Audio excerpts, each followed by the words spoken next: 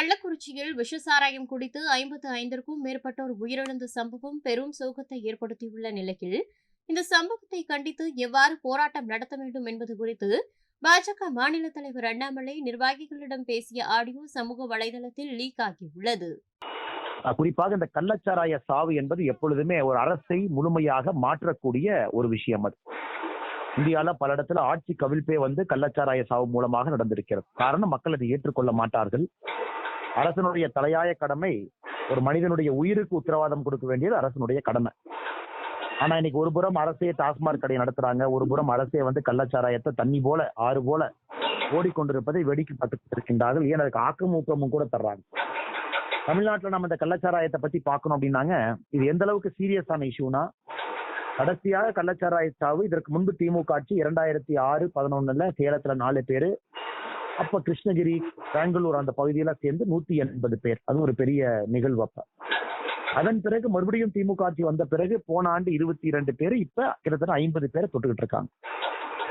அங்க அந்த இடத்துக்கு போய் பாத்தீங்கன்னா தெரியுது, ஏதோ ஒரு கிராம பகுதியில் நடந்ததோ அல்லது மலைப்பகுதியில் நடந்ததோ கிடையாதுங்க. இது கள்ளக்குறிச்சியினுடைய சென்டர் டவுன்ல நடந்திருக்கு. கோர்ட் காம்ப்ளெக்ஸ் ஒரு 200 மீட்டர், போலீஸ் ஸ்டேஷன்ல இருந்து 100 மீட்டர் ஓப்பனா T50ல அவங்களே அதை வித்துட்டு போறாங்க. மக்கள் அதை வாங்கி பருகிறாங்க. இந்த ஹாஸ்பிட்டல்ல மட்டுமே ஒரு 140 பேர் அட்மிட் ஆயிருந்தாங்க. அந்த அளவுக்கு சீரியஸான ஒரு இஷ்யூ. நான் எப்பொழுதுமே ஒரு கள்ளச்சாராயத்துல இறந்தாங்க அப்படிங்கறக்காக ஒரு குடும்பத்தை நம்ம பனிஷ்மெண்ட் கொடுக்க கூடாது. குடும்பம் வேறு, இது வேறு. எத்தனையோ வீட்டுல கணவன் மனைவி இறந்துட்டாங்க, குழந்தைகள் மட்டும் அனாதைகளா இருக்கிறாங்க, தாய் தந்தை அனாதையா இருக்கிறாங்க. அவர்களுக்கெல்லாம் அந்த அவங்க இறந்த பிறகு அடுத்த நாள் கஞ்சி காய்ச்சுவதற்கு கூட அவங்க கையில காசு இல்லை. கள்ளச்சாராய சாவுக்கு காரணம் அரசு என்பதில் நாம் தெளிவா இருக்கணும். கள்ளச்சாராயம் குடிச்சவங்க காரணம் அப்படின்னு நம்ம பேசக்கூடாதுங்க. சாராயத்தை குடிக்க வைத்திருக்கின்றார்கள், அதற்கான வாய்ப்பை ஏற்படுத்தி கொடுத்திருக்கிறாங்க, அப்படித்தான் நம்ம பார்க்கணும். கள்ளச்சாராயம் இல்லை என்றால் எப்படி குடிப்பாங்க? அதனால்தான் நம்முடைய கட்சி பாரதிய ஜனதா கட்சி இறந்து போன ஒரு குடும்பத்திற்கும் நாம 1 லட்சம் ரூபாய் நிதியுதவி கொடுக்கிறோம். காரணம், உடனடியாக அந்த குடும்பத்திற்கு அது செல்ல வேண்டும். கள்ளச்சாராயத்துக்கு நாம் எதிரி என்பதற்காக இறந்து போனவருடைய குடும்பத்தை நாம் பழிவாங்க கூடாது என்பதற்காகத்தான் ஒரு ஆக்கப்பூர்வமாக அரசியல் கட்சியாக நாம் களத்தில் நின்று கொண்டிருக்கின்றோம். ஆனால் நாளைக்கு நாம மாநிலம் தழுவிய ஆர்ப்பாட்டத்தை ஏற்பாடு செய்திருக்கிறோங்க.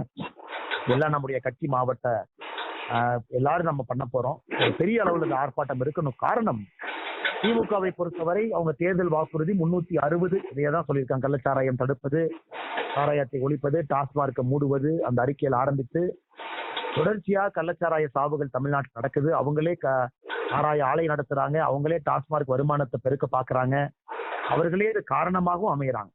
இது பல வீட்டுல பேசும்பொழுது ஒரு கருத்து என்னன்னாங்க, இறந்து போனவர்கள் வீட்டுல டாஸ்மார்க்ல குடிக்கிறவங்க தான்.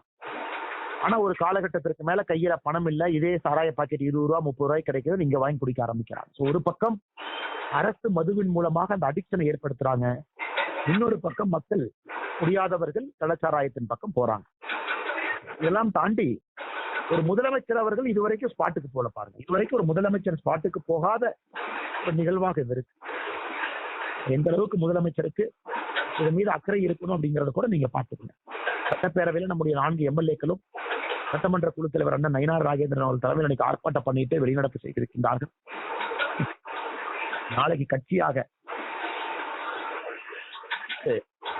நம்ம எல்லாம் ஒன்னா சேர்ந்தோ ஆர்ப்பாட்டம் பண்ணணும் அப்படிங்கறத விடங்க, நீங்க ஒப்பாரி வைக்கிறது, ஏன்னா மக்கள் இதை பார்க்கணும். மக்களுக்கு இதன் மூலமாக ஒரு விழிப்புணர்வு, அந்த ஆட்சியினுடைய அவலத்தன்மையை நம்ம சுட்டி காட்டணும். அதனால் ஒரு பாடையில யாரோ ஒரு மனிதன், நீங்க போட்டிருக்கக்கூடிய கையில் இருக்கக்கூடிய பிளக்கார்ட்ஸ், வேஷங்கள், சாராயத்தினுடைய பிரச்சனைகள், அதையெல்லாம் கூட எடுத்து செல்லும் விதத்துல ஒரு வித்தியாசமான முறையில் நாளைக்கு நம்ம ஆர்ப்பாட்டம் நடத்தணும். அது ரொம்ப முக்கியம். காரணம், மக்களுக்கு செய்தி போகணும். ஏதோ ஒரு அரசியல் கட்சி ஆர்ப்பாட்டம் நடத்தினாங்க அப்படிங்கிறத தாண்டி ஒரு விலாவரியா பேசணும். சாராயத்தை கொண்டு வந்தது யார், டாஸ்மார்க்கை கொண்டு வந்தது யார், இந்த நடப்புக்கு காரணம் யார், ஆட்சியினுடைய மெத்தனத்தன்மை என்ன, முதலமைச்சர் கையில தான் காவல்துறை இருக்கு, இதெல்லாம் நீங்க பேசணும். ஆனால் நாளை விரிவான இந்த ஆர்ப்பாட்டத்திற்கு நீங்கள் எல்லாம் பங்கேற்று ஒரு பெரிய ஒரு அரசியல் மாற்றத்திற்கு நாளை ஒரு அச்சாரமாக இந்த ஆர்ப்பாட்டம் அமைய வேண்டும் என்பது என்னுடைய விருப்பம், நம் எல்லோருடைய விருப்பமும் கூட. ஆனால் நம்முடைய அமைப்பு பொதுச் செயலாளர் கேசவநாயகி அவர்கள் ஒரு கட்சி மாவட்டத்திற்குமே 3 தலைவர்கள் அனுப்புறாங்க. அதெல்லாம் நீங்க வைத்து பேசி ஒருங்கிணைத்து இப்பவே நீங்க எல்லாத்தையும் வர வைக்கணும். இளைஞர் வரணும், பெண்கள் வரணும், அணிப்பிரிவு எல்லாத்துக்கும் மீட்டிங் போடுங்க. தேர்தலுக்கு பிறகு நாம் நடத்தக்கூடிய முதல் மாநிலம் தழுவிய ஆர்ப்பாட்டம் என்கின்ற காரணத்தினால் அது பிரம்மாண்டமாக இருக்கணும். நாம் சொல்லக்கூடிய செய்தி அப்படிப்பட்ட செய்தி. அதனால் நாளை வெற்றிகரமான பிரம்மாண்டமான ஆர்ப்பாட்டமாக நீங்கள் இதை நடத்தி காட்ட வேண்டும் என்று எல்லோரும் பணிவன்போடு கேட்டுக்கொள்கின்றேன். நன்றி, வணக்கம். பாரத் மாதா கி ஜெய்.